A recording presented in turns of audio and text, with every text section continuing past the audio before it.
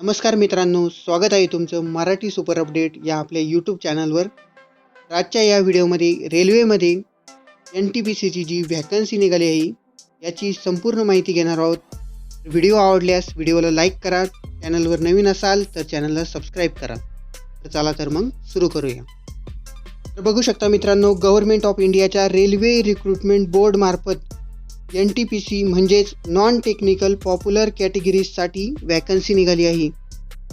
तर अर्ज करण्यासाठी ऑनलाईन रजिस्ट्रेशन 14 सप्टेंबरपासून चालू झाले आहे आणि अर्ज करण्यासाठी 13 ऑक्टोबर ही लास्ट डेट आहे. तसेच अर्जाची फी भरण्यासाठी 15 ऑक्टोबरपर्यंत मुदत आहे. NTPCमध्ये खाली दिलेल्या वेगवेगळ्या पोस्टसाठी तुम्ही अर्ज करू शकता.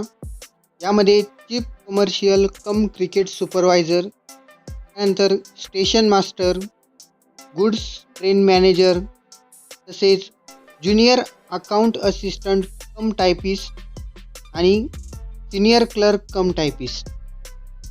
तर व्हॅकन्सीज बघू शकता वेगवेगळ्या पोस्टसाठी किती आहे ते. त्याआधी या पोस्टला अप्लाय करण्यासाठी तुमच्याकडे युनिव्हर्सिटीची डिग्री असणे गरजेचे आहे. तसेच तुमचे वय 18 ते 36च्या दरम्यान पाहिजे. येथे वेगवेगळ्या पोस्टसाठी पेमेंट किती आहे, तसेच व्हॅकन्सी किती आहे ते तुम्ही बघू शकता. यामध्ये टोटल 8,113 व्हॅकन्सीज आहे. या नोटिफिकेशनची PDF तुम्हाला डिस्क्रिप्शन बॉक्समध्ये दिलेली आहे. तिथून तुम्ही PDF डाउनलोड करून बघू शकता. त्यानंतर अर्ज करण्यासाठी तुमच्याकडे तुमचा स्वतःचा मोबाईल नंबर तसेच तुमचा चालू ईमेल ID असणे गरजेचे आहे. यानंतर रिक्रुटमेंट प्रोसेस कशी असणार आहे ते आपण थोडक्यात बघू.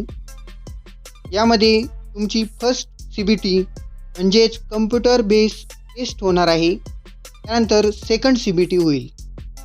तसेच ज्यांच्यासाठी टायपिंग स्किल टेस्ट असेल त्यांची टायपिंग स्किल टेस्ट होईल. त्यानंतर डॉक्युमेंट व्हेरिफिकेशन व त्यानंतर मेरिटनुसार तुमचे सिलेक्शन केले जाईल. तर बघू शकता फर्स्ट CBTसाठी तुम्हाला 90 मिनिटे टाईम आहे.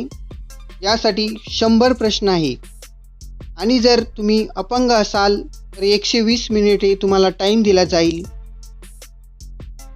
तर CBTमध्ये 1/3 निगेटिव्ह मार्किंग सिस्टीम आहे. म्हणजेच जर तुमचे 4 प्रश्न चुकले तर त्यामागे 1 मार्क तुमचा कट होईल. त्यानंतर खाली तुम्ही सिलेबस चेक करू शकता.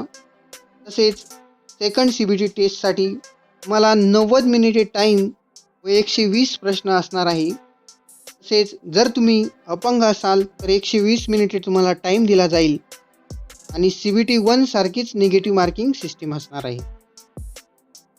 तसेच तुम्ही हा सिलेबस चेक करू शकता.